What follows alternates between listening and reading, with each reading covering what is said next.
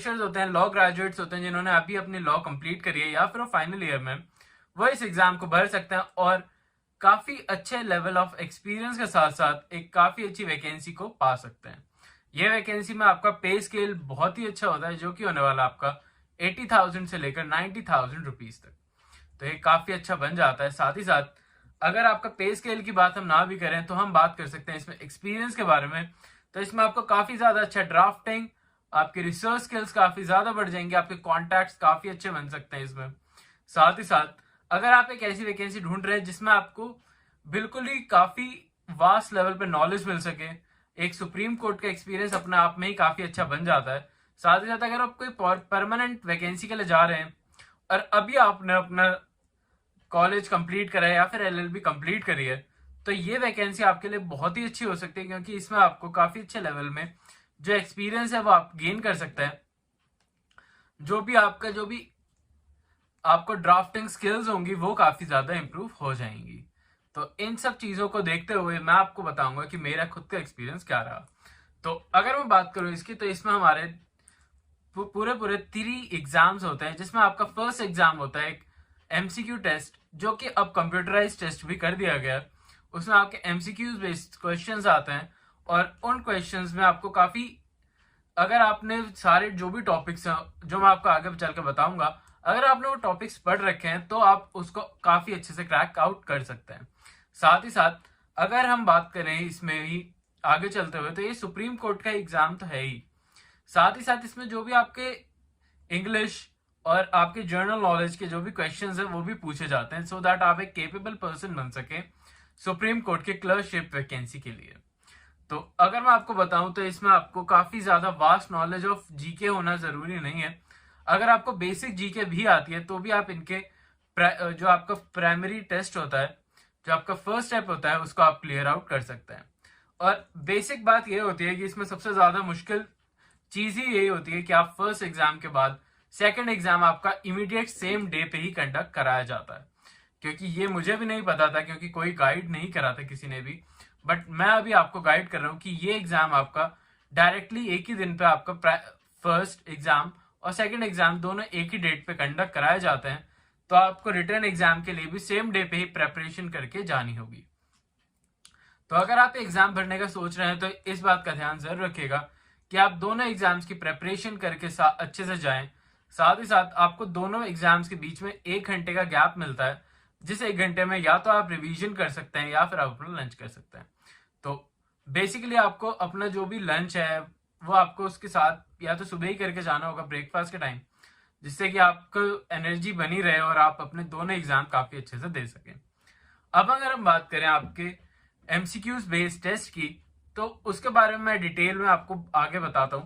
अगर आप यहाँ पे देखेंगे तो मैं आपको यहाँ पे सिलेबस दिखा रहा हूँ, जो कि आपका एमसीक्यू बेस्ड टेस्ट का होने वाला है, जो कि एक ऑब्जेक्टिव बेस्ड टेस्ट होता है। ये ऑनलाइन बेसिस का होगा आपका, जिसमें आपके मल्टीपल चॉइस क्वेश्चंस पूछे जाएंगे और ये 90 मिनट्स का कंडक्ट कराया जाएगा। अगर हम बात करें सेकंड एग्जाम की, तो वो एक रिटन एग्जाम होने वाला है, जिसमें रिटन एग्जाम में आपको जो भी आंसर्स हैं उन्हें खुद लिखना होगा और उनको लिखने का तरीका भी डिपेंड करता है कि आपके कितने मार्क्स उसमें आएंगे। बेसिकली ये जो क्वेश्चंस होते हैं आपके रिसर्च बेस्ड क्वेश्चंस होते हैं, जिसमें आपके रिसर्चिंग के क्वेश्चंस ज्यादा आते हैं। तो अगर आप इस एग्जाम के लिए प्रिपरेशन करने जा रहे हैं तो अपने रिसर्च स्किल्स को काफी ज्यादा इंप्रूव कर लीजिएगा। अब अगर हम बात करें इसके ड्यूरेशन की, तो ये 120 मिनट्स का एक एग्जाम होता है, बेसिकली 2 आवर्स का। तो इस 2 आवर्स में आपको जो भी जितना भी आप ज्यादा से ज्यादा लिख सकते हैं वो आप लिखिएगा, और अगर आप टू द पॉइंट आंसर लिखेंगे तो भी आपको मार्क्स उतने ही दिए जाएंगे।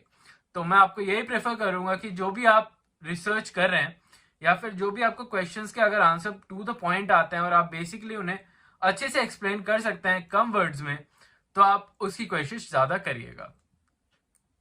साथ ही साथ थर्ड पार्ट होता है आपका इंटरव्यू, जो कि सेम डेट पे कंडक्ट नहीं कराया जाता। ऑब्वियसली ये जो इंटरव्यू है, जब आपके दोनों एग्जाम्स का रिजल्ट आ जाता है और अगर आप उस रिजल्ट में क्लियर आउट कर लेते हैं, तब ये आपका एग्जाम कंडक्ट कराया जाता है, जो कि होता है एक इंटरव्यू, जिसमें आपके सारे डॉक्यूमेंट्स भी चेक होते हैं। साथ ही साथ इसमें आपकी जो भी नॉलेज है उसके बारे में आपसे काफी सारे सवाल पूछे जाते हैं। तो इसके लिए भी आप बिल्कुल तैयार रहिएगा, क्योंकि ये जो पार्ट होता है इंटरव्यू पार्ट, यही सबसे ज्यादा मुश्किल पार्ट होता है इस एग्जामिनेशन या फिर इस वैकेंसी के लिए, क्योंकि इसी में ही आपके जो भी सबसे ज्यादा कैंडिडेट्स होते हैं उनको रिजेक्ट आउट करा जाता है। अगर हम बात करें ऑनलाइन बेस्ड टेस्ट की, तो इसमें लीगल एप्टीट्यूड, रीजनिंग और आपके कॉम्प्रिहेंशन जैसे क्वेश्चंस को पूछा जाएगा, जिसमें आपके मल्टीपल चॉइस क्वेश्चंस होंगे और ये लीगल लॉ से बेस्ड ही होंगे, बट इसमें आपके जनरल नॉलेज के क्वेश्चंस भी आपके इंक्लूडेड हो सकते हैं। तो इन बातों का ध्यान जरूर रखिएगा और अपनी रीडिंग स्किल्स को काफी ज्यादा सुधार लीजिएगा, क्योंकि ये जो भी पीरियड होता है इसमें काफी लॉन्ग ड्यूरेशन में आपको रीडिंग करनी पड़ती है, अपने जो भी स्किल्स हैं उनको देखना पड़ता है। साथ ही साथ अगर आप रीडिंग ढंग से नहीं कर पाते हैं या फिर आपकी रीडिंग स्किल्स ज्यादा इंप्रूव नहीं है, तो आपका एग्जाम छूट भी सकता है। तो अगर आप एग्जाम को भरना चाह रहे हैं तो रीडिंग स्किल्स अपने अच्छे से अपहोल्ड कर लीजिएगा। अगर हम बात करें रिटन एग्जाम्स की, तो रिटन एग्जाम्स में जैसे कि आप देख सकते हैं आपके डायरेक्टिव लीगल लॉज से क्वेश्चंस पूछे जाएंगे। ये आपकी फोकस हो गए जजमेंट राइटिंग पे, लीगल एनालिटिक्स पे और ड्राफ्टिंग स्किल्स पे। तो इन सब चीजों को आपको अच्छे से होल्ड करके रखना होगा। साथ ही साथ आपको इनकी प्रिपरेशन भी स्टार्ट कर देनी होगी, तभी आप इस वैकेंसी को अच्छे से अचीव कर पाएंगे, क्योंकि एक सेम डे होगा तो आपके जो भी माइंड पे काफी ज्यादा फोकस आपको बना के रखना होगा, अदरवाइज आप आंसर्स को भूल भी सकते हैं। तो आप इस हिसाब से ही प्रिपरेशन अपनी करके जाइएगा। पर्सनल इंटरव्यू की जैसे भी हम बात करें तो इसमें आपका लीगल लॉ से रिलेटेड और आपके ओवरऑल सिलेबस से रिलेटेड कोई भी क्वेश्चंस पूछे जा सकते हैं। अब पहले हम सिलेबस देख लेते हैं, उसके बाद मैं आपको इस वैकेंसी के बारे में अच्छे से बताऊंगा। अगर हम बात करें आपके इसमें, तो आपके सिविल लॉज से काफी ज्यादा क्वेश्चंस पूछे जा रहे हैं। सुप्रीम कोर्ट के सिविल लॉज, क्रिमिनल लॉज, आपका जैसे कि मैंने आपको बताया था इसमें इंग्लिश सिलेबस भी आपका काफी ज्यादा इंक्लूड कराया जाता है। तो अगर आपकी ग्रामर अच्छी है और आपके जो भी वोकैबुलरी, रीडिंग स्किल्स अच्छी हैं, तो आप इनके इंग्लिश टेस्ट को काफी ज्यादा अच्छे से अचीव कर पाएंगे और ये आपके लिए एक बोनस पॉइंट हो सकता है, क्योंकि इसमें काफी ज्यादा मार्क्स आप अचीव कर सकते हैं। अगर बात करूं जनरल अवेयरनेस की, तो इसमें नॉलेज होनी चाहिए आपको पॉलिटिकल, इकोनॉमिकल, लीगल, आपके साइंटिफिक और टेक्नोलॉजी रिलेटेड जो भी रीसेंट जनरल नॉलेज के क्वेश्चंस होते हैं, बेसिकली आपको बस उनके बारे में नॉलेज होना जरूरी है।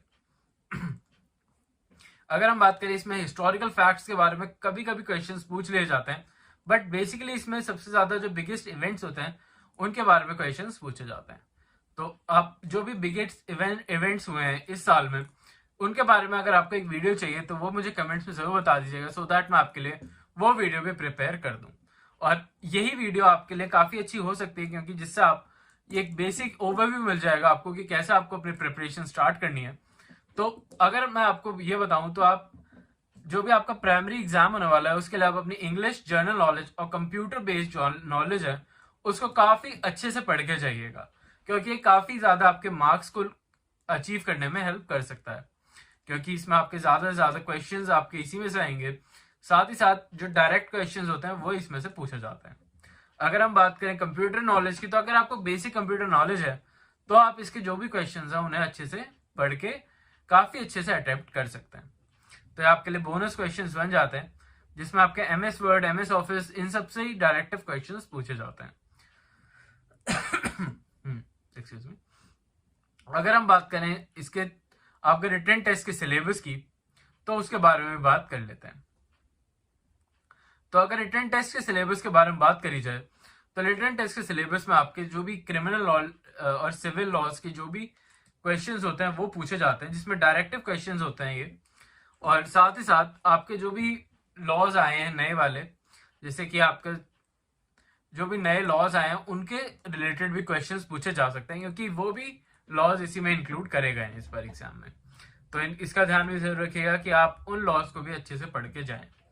साथ ही साथ अपनी प्रिपरेशन के साथ में आपको टाइमर जरूर रखना होगा अपने साथ, सो दैट आप इसके जो भी एग्जाम है उसकी प्रिपरेशन और जो रीडिंग स्किल्स हैं वो भी इम्प्रूव हो जाएं, क्योंकि ये एग्जाम में मोस्टली बच्चों के साथ यही होता है कि वो जो भी एग्जाम होता है वो आपका छूट जाता है या फिर आपका एग्जाम रह जाता है because of the lack of time management. तो आपको अपने टाइम मैनेजमेंट स्किल्स पे भी काफी अच्छे से काम करना होगा। और अगर मैं बात करूं इसमें, तो इसमें जो भी मैक्सिमम चांसेस होते हैं कि इसमें उन्हें ही सबसे ज्यादा प्रेफरेंस दी जाती है जो कि अभी पास आउट हुए हैं या फिर अभी उनका जो भी फाइनल ईयर स्टूडेंट्स हैं। तो अगर आप एक फाइनल ईयर स्टूडेंट है या फिर अभी आपका कंप्लीट ही हुआ है अपना BA LLB या फिर LLB, और आप एक बिल्कुल ही फ्रेशर स्टूडेंट है, तो आप इस अपॉर्चुनिटी के लिए बिल्कुल जाइएगा, क्योंकि इसमें आपको काफी ज्यादा प्रेफरेंस मिलेगी। साथ ही साथ अगर हम बात करें इसकी इंपॉर्टेंस के बारे में, तो इसकी इंपॉर्टेंस भी काफी अच्छा एक बड़ा टॉपिक बन के आ रहा है हमारे सामने, क्योंकि इसकी इंपॉर्टेंस आपकी कैसे होगी, क्योंकि कॉन्ट्रैक्चुअल बेस्ड जॉब होने वाली है जिसमें आपको सिर्फ 1 साल का वर्किंग प्रोफाइल ही मिलेगा।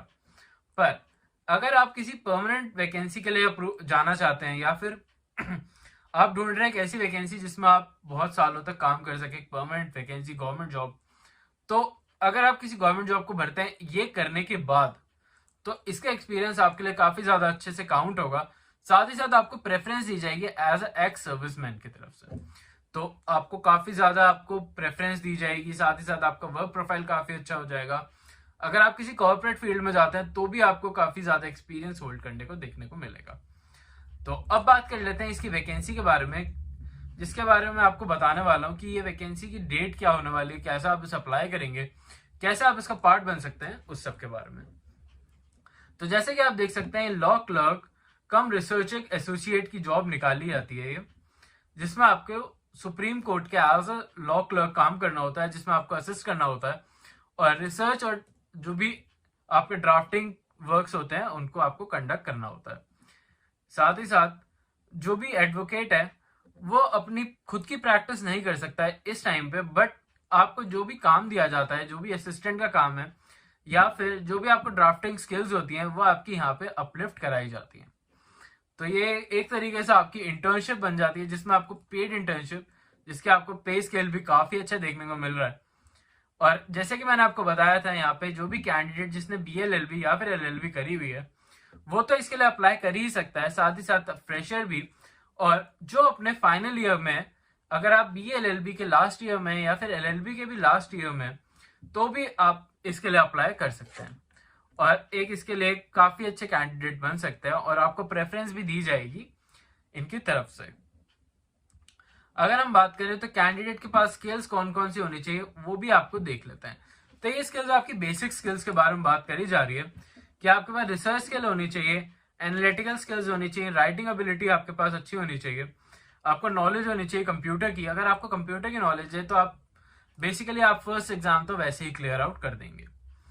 अगर हम बात करें आपके और भी डिजायरेबल इंफॉर्मेशन, आपको CCS ऑनलाइन या फिर जो भी आपके लॉ रिलेटेड जो भी प्लेटफॉर्म्स होते हैं उनको चलाना आपको आना चाहिए, जो कि मोस्टली आपको कॉलेजेस में सिखाया जाता है। और अगर आपको नहीं पता है इस सब के बारे में, या फिर आप उन वेबसाइट्स को अभी चलाना नहीं जानते हैं, तो आप मुझे कमेंट से जरूर बताइएगा, सो दैट मैं आपके लिए उसके रिलेटेड एक सेपरेट वीडियो बना सकूं।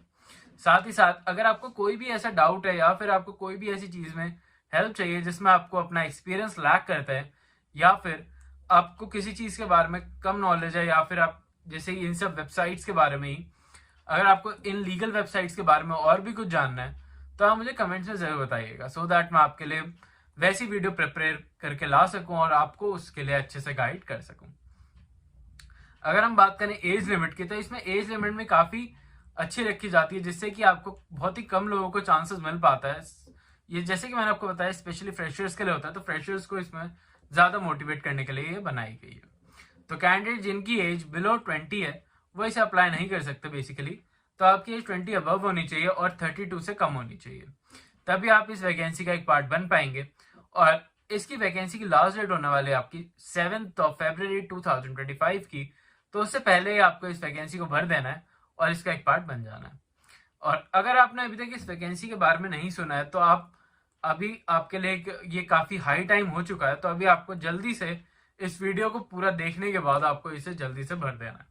चलिए अब आगे बात कर लेते हैं कि आपको, जैसे कि मैंने आपको बताया था कि आपके 2 टाइप के इसमें एग्जाम्स होते हैं मोड ऑफ सिलेक्शन के, जिसमें आपका फर्स्ट